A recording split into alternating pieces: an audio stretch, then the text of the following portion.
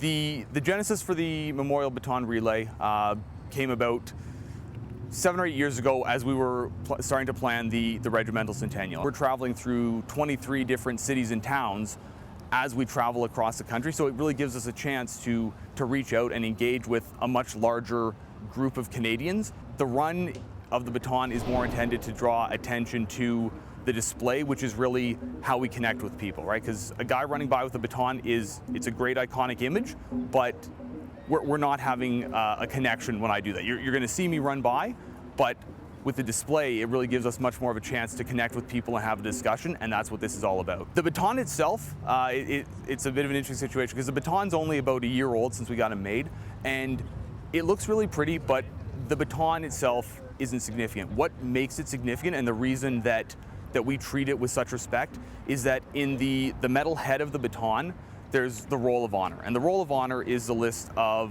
the 1,866 patricias who over the last 100 years have died while on active service. So whether that's First and Second World War, Afghanistan, peacekeeping, in a myriad of countries. And that list is obviously very sacred to us because that is the physical and human cost of our service to Canada over the last century. And so that Roll of Honor is what gives the baton all of its significance and why it is such a sacred object to us. The display is our way to start a discussion with people. So it's basically a mobile museum. I mean, you can see the different boards as we look down the line here, talking about the founding of the regiment back in 1914, some of the big regimental personalities, so Princess Patricia, after whom the regiment was named, Andrew Hamilton Gault, who put up the $100,000 to found the regiment, Lieutenant Colonel Francis Farquhar, our first commanding officer.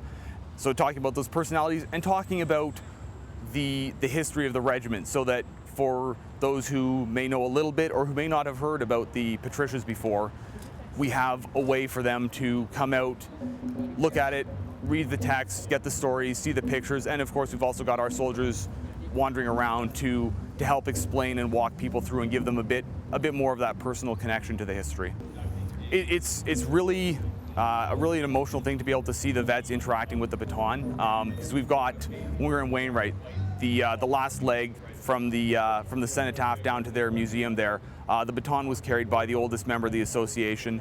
He was somewhere north of 90, but he got his hands on that baton, shoulders squared up, walked a little higher, and just the pride that you could see as he was marching down there, it took 30 plus years off of him, just because he understands the significance of what that baton means.